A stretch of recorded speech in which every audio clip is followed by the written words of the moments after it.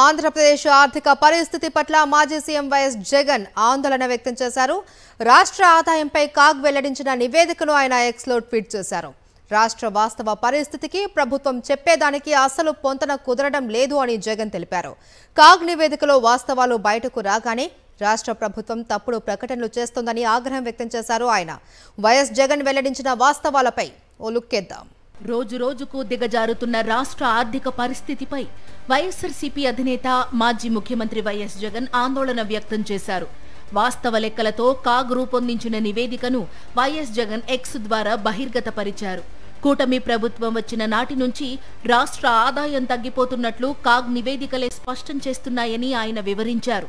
గత ఏడాదితో పోలిస్తే పన్ను ఆదాయం 12.21%, పన్నేతర ఆదాయం 22.01% తగ్గాయని వైఎస్ జగన్ తెలిపారు.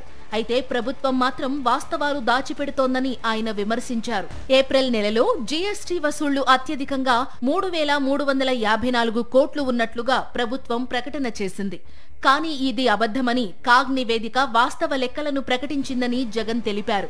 2024 ఏప్రిల్తో పోల్చితే 2025 ఏప్రిల్లో ప్రభుత్వ ఆదాయం ఏకంగా 24.2% తగ్గిందన్నారు. ఈ వాస్తవాలను కాగ్ నివేదిక బయటపెట్టగానే ప్రభుత్వం కుట్రపూరితంగా వ్యవహరించిందని పేర్కొన్నారు. ఏప్రిల్ విషయాలు చెప్పకుండా మే నెలలో జీఎస్టీ ఆదాయాలు రికార్డు స్థాయిలో పెరుగుతాయంటూ ప్రభుత్వం ప్రకటనలు చేస్తుందన్నారు. సర్దుబాటు కారణంగా కేంద్రం నుంచి రావాల్సిన 796 కోట్లు తగ్గిందని, అందువలన జీఎస్టీ ఆదాయాలు తగ్గాయని ప్రభుత్వం ప్రకటించింది. నిజానికి సర్దుబాట్లన్నీ లెక్కించిన తరువాతనే నికర జీఎస్టీని లెక్కగడతారని మాజీ సీఎం జగన్ వివరించారు. జీఎస్టీ ఆదాయాల గురించి కాగ్ నిజాలను వెలుగులోకి తేగానే దాన్ని కప్పిపుచ్చేందుకు ప్రభుత్వం ఇలాంటి ప్రకటనలు చేస్తోందని విమర్శించారు.